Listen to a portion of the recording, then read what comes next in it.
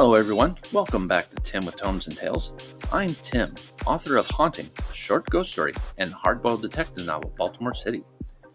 Today on the channel, I am reviewing The Blackest Heart, the second volume in the Five Warrior Angels trilogy by author Lee Durfee. And I should warn you, there will probably be some mild spoilers involved here. The Five Warrior Angels have been revealed, and one by one, the mystical weapons they once wielded are being found. And an ancient prophecy is finally being fulfilled. Or is it? For when it comes to recorded history, much is intended to manipulate and deceive. Returning to the kingdom of Gulkana, Princess Jondralyn has suffered a devastating loss. Discovering that not all prophecy is to be assumed and not all scripture is to be trusted. At the same time, her younger sister Tala has found faith within herself, while facing off against villains who are using her for their own devices. Hawkwood, the former Bloodwood assassin, is captured, and the knight Galt has been betrayed by the Angel Prince, can only wonder about the fate of his daughter who has fallen into terrible hands.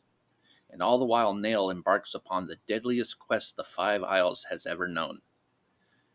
Much like the first novel, The Blackest Heart is filled with great characters and lore.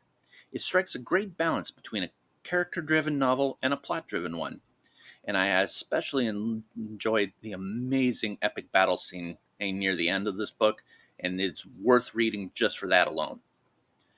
My only real complaint was about the pacing, as was the case with the first novel. There are parts where the story drags, and other parts where it feels rushed, particularly with the ones with the new POV characters. This is a really good follow-up to the first novel, The Forgetting Moon. We continue to follow a group of heroes on their quest to find the ancient weapons of the Five Warrior Angels, but we also continue to watch a couple of princesses try to navigate a royal court that has become more and more dangerous for them. All the while, the Angel Prince prepares to bring the full force of his armies to bear on his enemies. I did expect to have a few more answers at the end of this book, but I actually have more questions now. There are things happening, yet not happening, if you know what I mean. But the adventure and intrigue are still engaging. I am anxious to see where this goes in the third book. I am invested in these characters and want to see what happens to them. Thank you for joining me on my review today. Please remember to hit like and subscribe if you want to help out the channel, or check out my own novel, Baltimore City. It can be found on Amazon. Stay safe, everyone, and happy reading.